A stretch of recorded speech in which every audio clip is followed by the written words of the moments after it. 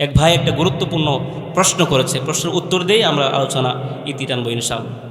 ভাই প্রশ্ন করেছে যে বর্তমান সমাজে যে প্রায় দেখা যায় প্রচলিত সমাজে অধিকাংশ লোক যারা জমি কন্টি বা রেহান নামে, যেখানে কোনো আবাদি জমির মালিক টাকার প্রয়োজনে কাটাপতি 40 অথবা 50,000 টাকার বিনিময়ে তার জমি সে বুক করে এবং নির্দিষ্ট সময় শেষ হওয়ার পরে, যেটা বলছি সংক্ষিপ্ত আকারে বলছি, নির্দিষ্ট সময় শেষ হওয়ার পরে 1 বছর 2 বছর পরে ওই ব্যক্তির টাকা ফুল টাকা ফেরত পায় এবং জমি তার ফেরত নেয়। মূল কথা হচ্ছে এটা কি শরীয়ত সম্মত কিনা, শরীয়তে হা বলে নাকি না বলে। প্রশ্নটা কি আপনারা বুঝেছেন? মূল সহজ কথাই বলি, আমাদের সমাজে এটা বেশি প্রচলিত। আমরা যে রেহান দেই, জমি কন্টি দেই না, এই কন্টি দেওয়ার পরে মনে করেন 4 কাঠা জমি, আপনি 2 লাখ টাকায় কি করেছেন, বিনিময়ে আপনার জমিটা কন্টি দিয়েছেন। যে ব্যক্তি টাকা দিয়েছে জমিওয়ালা মালিকের কাছে, ওই জমির মালিক ওই টাকাটা বুক করবে এবং ওই যিনি টাকা দিয়েছে তিনি ফসল খাবে। 2 বছর পরে 3 বছর পরে ওই 2 লাখ টাকা তিনি ফেরত পাবে, কোনো কম হবে না, বেশি হবে না, জমির মালিক তার জমি বুঝে পাবে। আচ্ছা, এই যে কথাটা বললাম, এই কথার ভিতরে কোনো লাভ ক্ষতি আছে? কথা বলেন না, লাভ ক্ষতি আছে? 2 লাখ টাকা দিয়েছেন, 2 বছর পরে 2 লাখ টাকা ফেরত পাবে। আবার জমির মালিক 4 কাঠা জমি দিয়েছে, জমি ফেরত পাবে, কোনো কম বেশি আছে? এই যে সিস্টেম, সহজ কথায় বললাম, এই সিস্টেম শরীয়ত সম্মত না, এটা না যায়, সম্পূর্ণ না যায়। উলামায়ে কেরাম এটাকে হারাম বলেছেন। বলবেন হুজুর, এটা তো আমাদের সমাজে এই সিস্টেম চলে আসছে, বুকরাহানপত্র টাকার জন্য অনেকেই অনেক জায়গায় যায় কিন্তু টাকা পায় না। জমি যখন বুকরাহান দেয় তখন 2 লক্ষ 3 লক্ষ টাকার অভাব হয় না।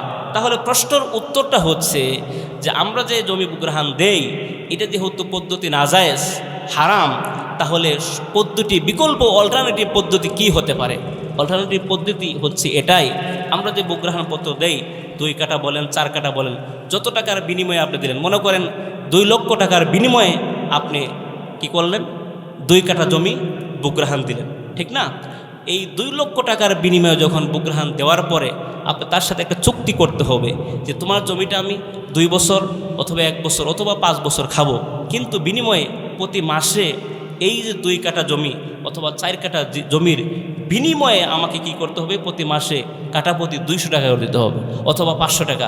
দুইজনের মধ্যে চুক্তি সাপেক্ষে এটা হতে পারে, 100 টাকাও হতে পারে, 500 টাকাও হতে পারে।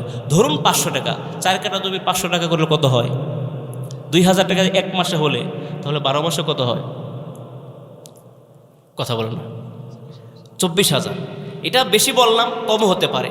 এই 24,000 টাকা ওই যে 2 লাখ টাকা থেকে এটা কি হবে, কর্তন হবে। আপনি যত বছর খেতে মন চায়, যদি খেতে খেতে 2 লাখ টাকা শেষ করে দেন, তাহলে আপনার টাকা শেষ হয়ে যাবে।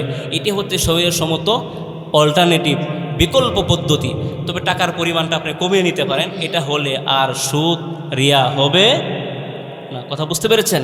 এখন থেকে আমরা যারা শুনলাম মাসআলাটা ক্লিয়ার, আমরাও ছোটো সময় দেখেছি এরকম করেছে, কিন্তু যখন আমরা মাসআলা জানতে পেরেছি, আজকে যারা জানলেন, আজকের পর থেকে এই কাজ করবেন কখনো কেউ?